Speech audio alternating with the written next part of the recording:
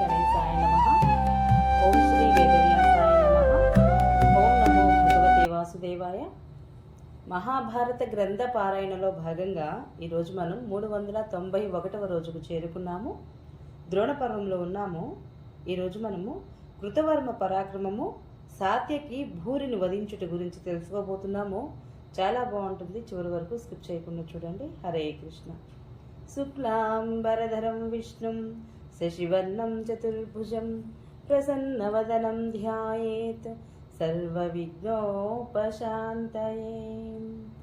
నారాయణం నమస్కృత్య నరం చైవ నరోత్తమం దేవీం సరస్వతిం వ్యాసం తతో జయముదీరయేత్. హరే కృష్ణ. సంజయుడు చెప్తున్నాడు ధృతరాష్ట్ర మహారాజు తోటి, మహారాజా, ఇంతకుముందు ధూళి చీకటితో నిండిన ప్రదేశమంతా దీపాల వెలుతురుతో ప్రకాశిస్తోంది. రత్న ఖచ్చితమైన బంగారు దివిటీలపైన సుగంధ తైలం నింపిన వేల కొద్ది దీపాలు తలుకు నిలుతున్నాయి.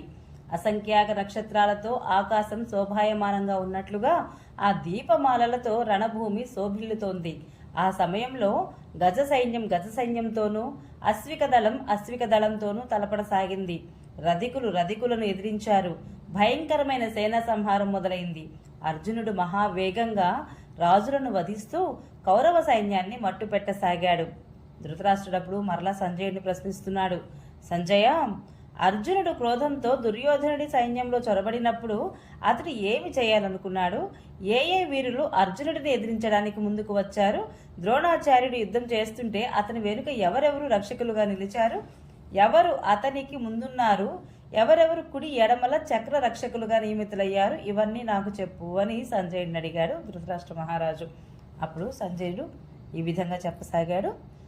ఆ రాత్రి దుర్యోధనుడు ద్రోణుడి సలహా తీసుకొని తన తమ్ముళ్ళు కర్ణుడు, వృషసేనుడు, శల్యుడు, దుర్దర్శుడు, దీర్ఘబాహువులతోనూ వారందరి అనుచరులతోనూ మీరంతా పూర్తిగా సావధానులే పరాక్రమిస్తూ వెనుకనే ఉండి ద్రోణుడిని రక్షించండి.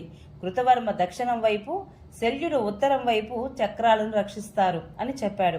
త్రిగర్త దేశ వీరులలో చావగా మిగిలిన వారిని అందరినీ ఆచార్యునికి ముందు ఉండమని మీ పుత్రుడు ఆదేశించాడు. వారితో, వీరులారా, ఆచార్యులు వారు చాలా జాగ్రత్తగా యుద్ధం చేస్తున్నారు. పాండవులు కూడా మిక్కిలి జాగరూకులై వారిని ఎదుర్కొంటున్నారు. కాబట్టి మీరు కూడా జాగరూకులై ఆచార్యుల వారిని దృష్టద్యుమ్నుడి భార్య నుండి రక్షించండి. పాండవ సైన్యంలో దృష్టద్యుమ్నుడిని తప్పించి వేరెవరు కూడా ద్రోణుడితో తలబడి లొంగ తీసుకునేవారు నాకు కనబడడం లేదు. కాబట్టి ఇప్పుడు ఆచార్యుల వారిని రక్షించడమే మనకు అన్నింటికంటే మించిన పని. సురక్షితులై ఉంటే ఆచార్యుల వారు తప్పకుండా పాండవులను, సృంజయులను, సోమకులను నాశనం చేస్తారు. అశ్వత్థామ దృష్టద్యుమ్నుడిని చంపుతాడు. కర్ణుడు అర్జునుడిని ఓడిస్తాడు. యుద్ధ దీక్ష పూని నేను భీమసేనుడిపై విజయం సాధిస్తాను. వీరు చనిపోయాక మిగిలిన పాండవులు తేజోహీనులవుతారు. అప్పుడిక వారిని నా యోధులందరూ నాశనం చేయగలరు. ఈ రీతిగా చిరకాలానికి నాకు విజయం సంభవించడము స్పష్టంగా గోచరిస్తోంది అన్నాడు దుర్యోధనుడు. ఇది చెప్పి దుర్యోధనుడు యుద్ధం చేయమని ఆదేశమిచ్చాడు. పరస్పరం విజయకాంక్షతో ఇరుపక్షాల మధ్య ఘోర యుద్ధం జరగసాగింది. ఆ సమయంలో అర్జునుడు కౌరవ సైన్యాన్ని, కౌరవులు అర్జునుడిని రకరకాల అస్త్ర శస్త్రాలతో బాధించసాగారు. రాత్రివేళ జరిగిన ఆ యుద్ధము మునుపెన్నడూ కనీ విని ఎరుగనంత భయంకరంగా ఉంది. అటు యుధిష్ఠిరుడు పాండవులకు, పాంచాలులకు, సోమకులకు, మీరంతా ద్రోణుడిని వధించడానికి మూకుముడిగా విరుచుకుపడండి అని ఆజ్ఞాపించాడు.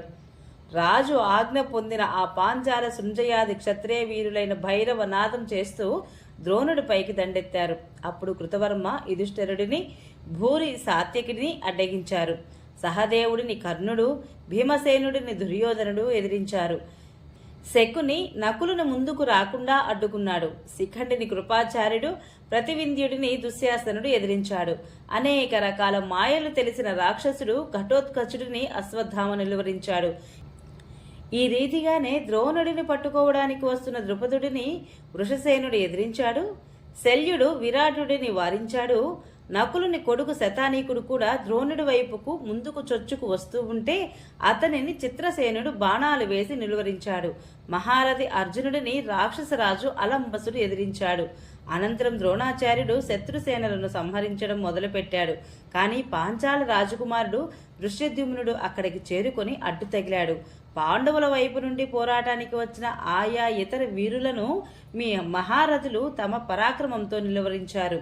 కృతవర్మ యుధిష్ఠిరుడిని అడ్డుకున్నప్పుడు అతడు ముందుగా అతనిని 5తో ఆపై 20 బాణాలతో కొట్టి నొప్పించాడు. దానితో కృతవర్మకు కోపం వచ్చి ఒక భల్లంతో కొట్టి యుధిష్ఠిరుడి విల్లు విరక్కొట్టాడు. 7 బాణాలతో అతనిని కూడా గాయపరిచాడు. యుధిష్ఠిరుడు వేరొక విల్లు పుచ్చుకొని కృతవర్మ భుజాలపైన రొమ్మున 10 బాణాలతో కొట్టాడు. ఆ దెబ్బకు అతడు కంపించిపోయి రోషంతో అతనిని 7 బాణాలతో తీవ్రంగా గాయపరిచాడు. అప్పుడు యుధిష్ఠిరుడు అతని వింటిని దాని పిడిని కూడా ఖండించి వేశాడు. ఆపై 5 వాడి బాణాలతో అతనిని ప్రహరించాడు. ఆ బాణాలు అతని అమూల్యమైన కవచాన్ని ఛేదించి భూమిలోకి దూరిపోయాయి. కృతవర్మ రెప్ప పాటులో వేరొక ధనస్సును చేతిలోకి తీసుకొని యుధిష్ఠిరుడిని 60, అతని సారథిని 9 బాణాలతో నొప్పించాడు. ఇది చూసి యుధిష్ఠిరుడు అతనిపై శక్తిని వేశాడు. ఆ శక్తి కృతవర్మ యొక్క కుడి చేతిని చీల్చి భూమిలో దిగబడింది. అప్పుడు కృతవర్మ 1/2 నిమిషంలోనే యుధిష్ఠిరుడిని, గుర్రాలను, సారథిని చంపి అతనిని విరధుడిని చేశాడు. అప్పుడు అతడు కత్తిడాలు తీసుకున్నాడు. కానీ కృతవర్మ వాటిని కూడా ముక్కలు చేసేశాడు. ఆపై 100 బాణాలు వేసి అతని కవచాన్ని చీల్చివేశాడు. ఈ రీతిగా విల్లు ముక్కలైంది, రథం నిష్ప్రయోజనమైంది, కవచం చిన్నాభిన్నమైంది. అప్పుడిక అతడి బాణాల తాకిడికి నొప్పి భరించలేక యుధిష్ఠిరుడు అక్కడి నుంచి తొలగిపోయాడు. అప్పుడు కృతవర్మ ద్రోణాచార్యుడి రథచక్రాన్ని రక్షించసాగాడు. మహారాజా, భూరి సాత్యకిని ఎదిరించాడు. సాత్యకి కోపంతో 5 వాడి బాణాలను అతని రొమ్మున గుచ్చుకొనేలాగా నాటాడు. దానితో రక్తం ధారగా స్రవించసాగింది. భూరి కూడా సాత్యకి భుజాల మధ్య 10 బాణాలతో కొట్టాడు. ఇది చూసి సాత్యకి అలవోకగా భూరి వింటిని విరగొట్టి ఆపై అతని రొమ్మున 9 బాణాలను నాటి అతనిని గాయపరిచాడు. భూరి కూడా వేరే ధనస్సును తీసుకొని వెంటనే బదులుగా 3 బాణాలతో సాత్యకిని గాయపరిచి ఒక బాణంతో అతని వింటిని ఖండించాడు. ఇక సాత్యకి కోపానికి హద్దు లేకపోయింది. అతడు ప్రచండ వేగం కల ఒక శక్తిని భూరి రొమ్మున ప్రహరించాడు. ఆ శక్తి అతడి అవయవాలను చీరేసింది. అతడు ప్రాణాలు కోల్పోయి రథం నుండి కింద పడ్డాడు. అతడు చనిపోవడం చూసి అశ్వత్థామ మహావేగంగా సాత్యకిపై దాడి చేశాడు. అతనిపై బాణాల జడివాన కురిపించాడు.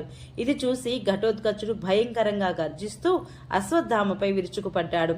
రథపు టిరుసు లాంటి స్థూల బాణాలను వర్షించసాగాడు. అతడు వజ్రం లాంటి, ఆసని లాంటి దేదీప్యమైన బాణము, క్షురప్రం, అర్ధచంద్రం, నారాజం, నీలిముఖం, వారాహ కర్ణం, నాలీకం, వికర్ణం మొదలైన అస్త్రాలను జడివానలాగా కురిపించసాగాడు. ఇది చూసి అశ్వత్థామ దివ్యాస్త్రాలతో అభిమంత్రించిన బాణం వేసి ఆ ఘోర అస్త్రవృష్టిని శాంతింపచేశాడు. రాక్షసునిపై తన బాణాలను వర్షించసాగాడు. ఘటోత్కచుడు అశ్వత్థామల మధ్య ఘోర యుద్ధం జరగసాగింది. అప్పుడు రాత్రి గాఢాంధకారం బాగా అలుముకుంది. ఘటోత్కచుడు అశ్వత్థామ రొమ్మున 10 బాణాలను నాటాడు. ఆ దెబ్బకు అతని శరీరం అంతా కూడా కంపించిపోయింది. మూర్ఛితుడై రథధ్వజాన్ని ఆనుకొని కూలబడిపోయాడు. కొద్దిసేపటికే తెప్పరిల్లి అతడు యమదండం వంటి భయంకరమైన ఒక బాణాన్ని ఘటోత్కచునిపై వేశాడు. ఆ బాణము అతని గుండెను చీల్చి భూమిలో గుచ్చుకుపోయింది. ఘటోత్కచుడు మూర్ఛితుడై రథం మీదే పడిపోయాడు. అతనికి స్పృహ లేకపోవడం చూసి సారథి వెంటనే రణభూమి నుండి బయటకు తీసుకుని వెళ్ళిపోయాడు. ఓం నమో భగవతే వాసుదేవాయ. ఈరోజు పారాయణ ఇంతటితో సమాప్తం. రేపు మనము భీమసేనుడు దుర్యోధనుడిని, కర్ణుడు సహదేవుడిని, శల్యుడు విరాటుడిని, శతానీకుడు చిత్రసేనుడిని ఓడించుట గురించి రేపు తెలుసుకుందాము. ఈ వీడియో మీకు నచ్చినట్లయితే please subscribe my channel, like, share, comment please. Thank you.